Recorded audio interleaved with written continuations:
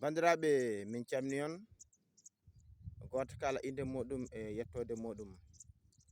En ngari kadi e lawol ɗimmol ɗo e chaine men YouTube mo Nangue TV waɗande bandiraɓe jime pulaar. Hande kadi ndeɗo yimre wiyete ko waacto teskirɗa. O wi ko mi fuɗɗoro bisimillahi mi juula e rasulullahi. E he mon fulɓe fasiraɓe am mi yiɗi on sande nde ɓerdam.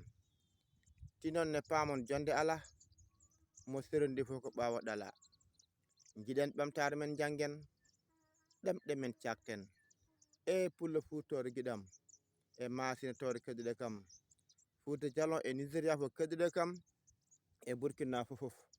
Fulede ɓundu banda men enen fof ndendi ɗemgal men ndendi pinele pertal fof Bumbay keme jawkal nunɗi.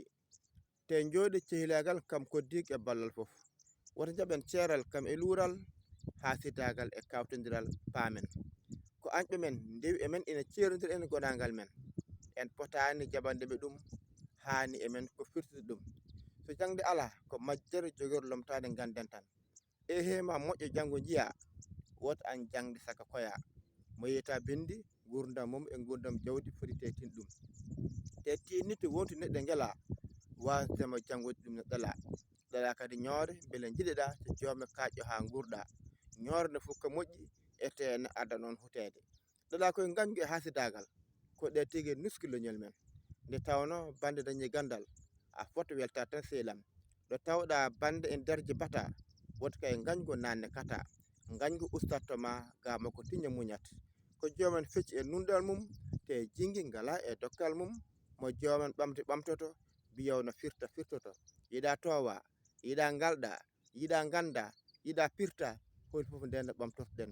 Ko Yimre ceerno muhammadul kabiru mo ceerno Allah jama Tidiane Ba mo Madiina Gounass e sawtol Amadou Sambolo Nangue leñol ɓuɓri yontaɓe ɗo e Madiina Gounass. Woto jejjite wadde abonné soɗon jeeɓa YouTube o soɗon jeeɓa vidéo mon ji lesɗon ɗo winda sabone memon ɗon son ɓoƴƴi ɗon wonan kadi on naati e chaine o kala ko yolla hen onon gaddoto yidde ɗum bandiraɓe mbaɗen partagé ko musidɗo men Amadou Sambolo ɗo e Madiina Gounass.